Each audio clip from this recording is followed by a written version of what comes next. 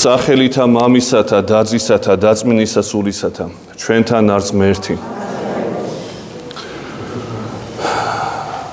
დღეს წაკითხული სახარებიდან გამომდინარე, ჩვენ ადამიანებს ხშირად გვიჩნდება ხოლმე პროტესტი. აი ამ მუხლებს რო წაიკითხავს კაცი, შეიძლება უნდა რომ გააკეთოს და აღასრულოს, მაგრამ ფიქრობს, რომ შეუძლებელია და ამავე დროს ადამიანური ლოგიკისათვის მიუღებელი. საუბარია ისეთ კატეგორიაზე, ისეთ სიყვარულის გამოვლინებაზე ადამიანის მხრიდან, როგორი სიყვარულიც არის მტრისადმი. სახარებისეული თხრობა ასეთია, რომ მაცხოვარი ეუბნება მოციქულებს და ზოგადად კაცობრიობას. როგორც გნებავთ, რომ მოგექცნენ ადამიანები, თქვენს მსგავსად მოეკეცით მათ. და შემდგომ გრძელდება ტექსტი. რა მადლია, როდესაც თქვენ კეთილს უყოფთ, მხოლოდ იმათ, ვის თქვენი მოყვარულნი არიან.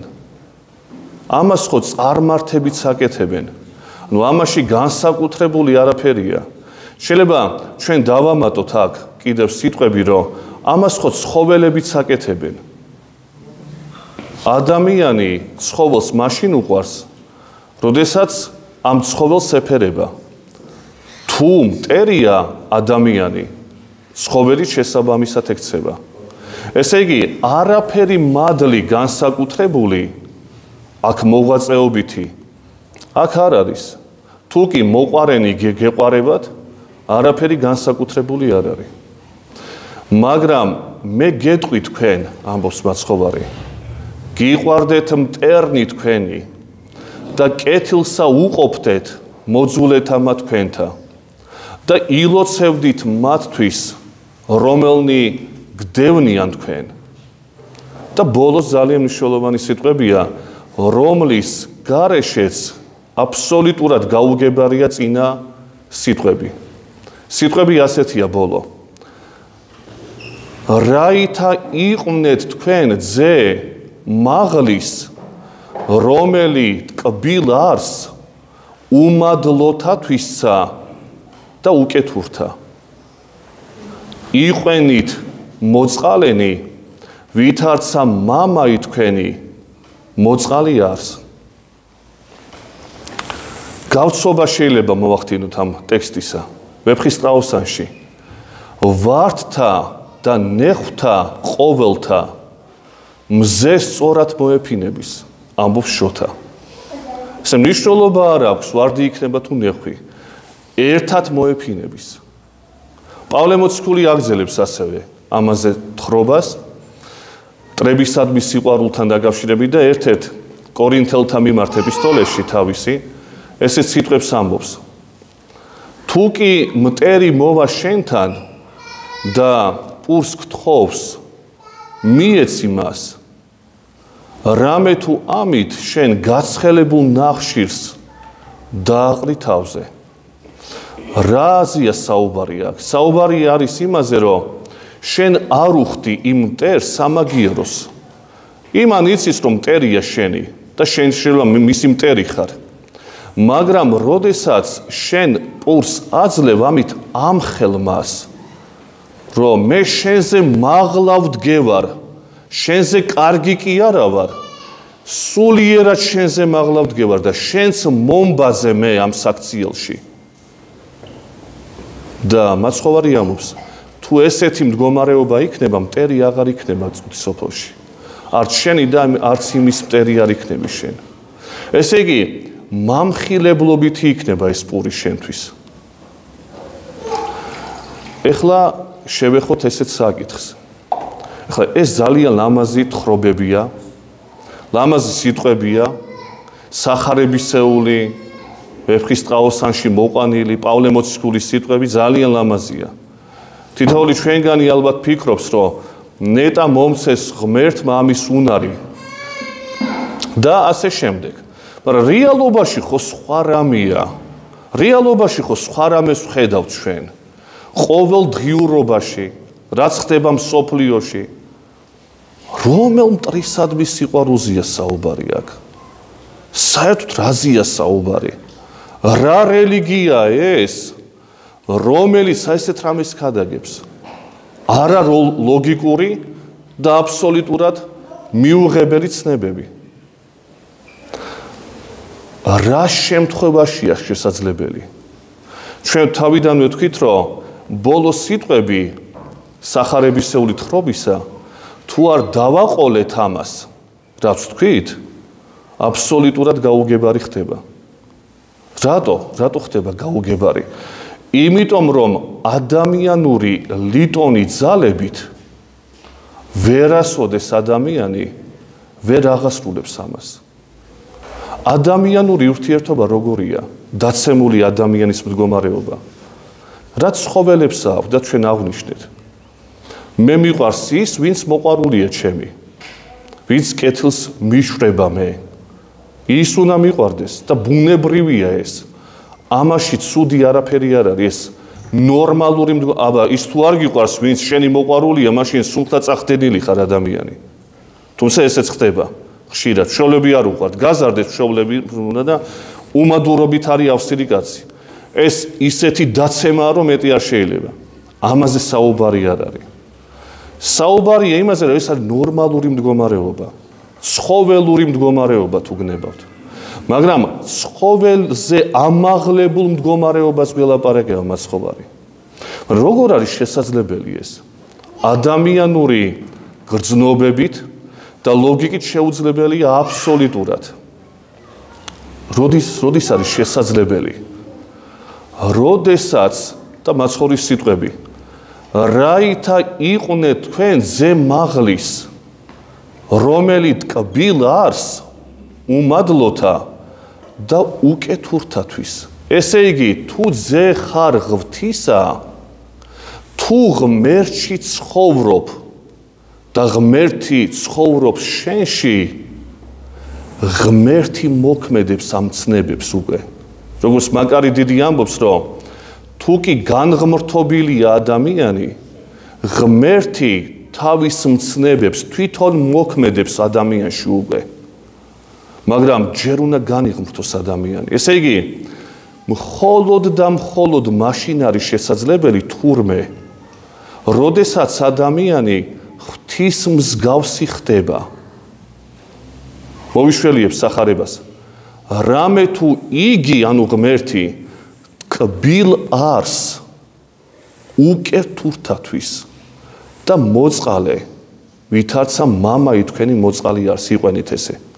ესე იგი, თუ კი მოწყალია მამა ღმერთი, თუ კი ტკბილია მამა ღმერთი და ეს მისი ტკბილობა და სიტკბო მოეფინება ვართა და ნეხვთა, მაშინ მხოლოდ მასთან შეერთებულად, მასთან ცხოვრებასთან, მის ცხოვრებასთან ერთად შესაძლებელი ხდება ამაღლება იმ ცხოველურ ყოფაზე, რასაც ვხდებით ჩვენ დღეს.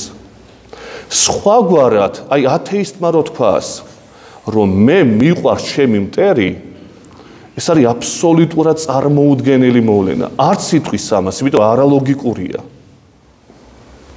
მხოლოდ მორწმუნე ადამიანისთვის არის გასაგები, რასაც ჩვენ ვლაპარაკობთ. ხანდახან ჩვენთვისაც გაუგებარია. ისია მოწყობილი ჩვენი გონება და გრძნობები. ბუნებრივია და მაგიტო. მაგრამ ზებუნებრივი არის ღმერთთან ცხოვრების შედეგად. როდესაც უკვე შენი ლოგიკით კი არ უყურებ, არამედ ღმერთის ლოგიკით საზღვრავ ყველაფერს. იმიტომ ის ტკბილია, როგორც არის ნათქვამი. ამის მაგალითად, აი ჩემი უბრალოდ სიტყვები რო არ იყოს ეს და არ გეგონოთ, რომ ჩემ მოგონილია ეს ამბავი. მოვიშველიებ ერთ-ერთ უდიდეს მოძღვარს, მე-7 საუკუნეში მცხოვრებ ესეთ მოღვაწეს, ნინევის ეპისკოპოსს, ისააკ ასურს, უდიდესი მისტიკოსი, უდიდესი ასკეტი.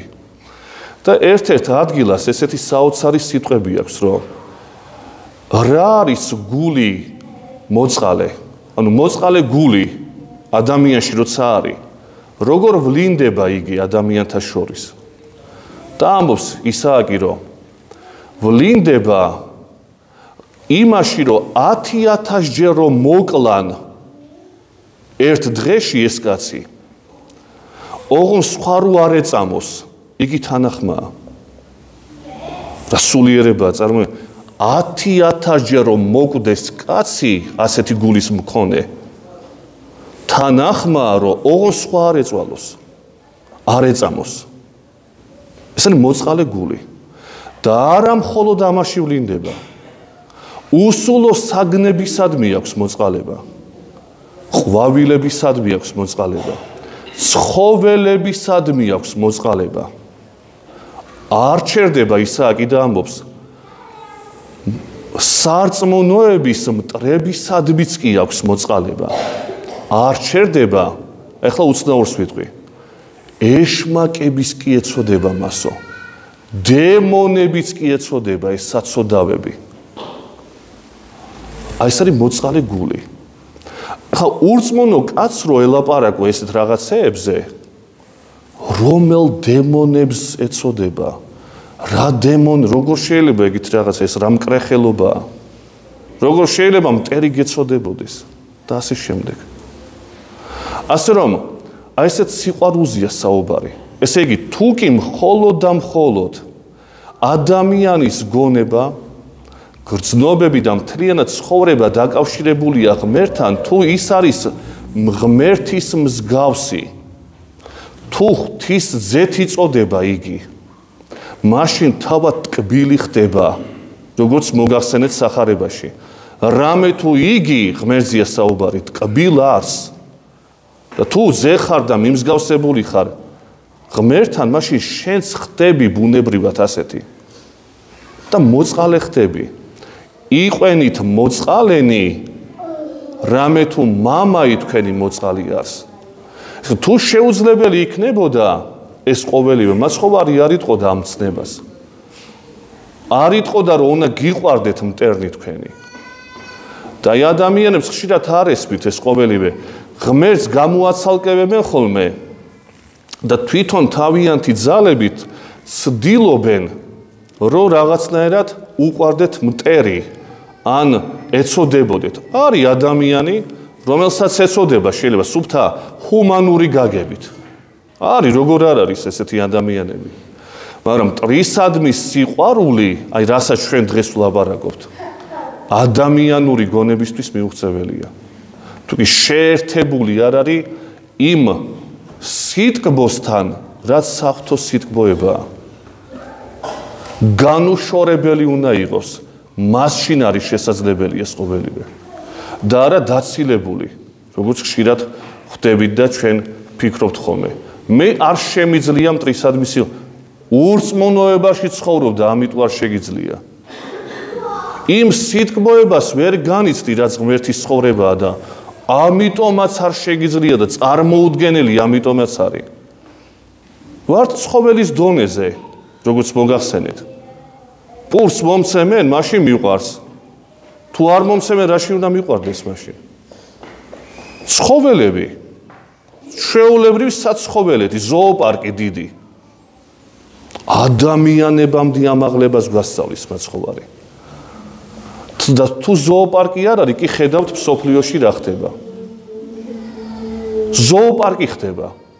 ზოოპარკი. ეტაკებიან ერთმანეთს, ჭამენ, გეგონება მარადიულები იყვნენ ესენი.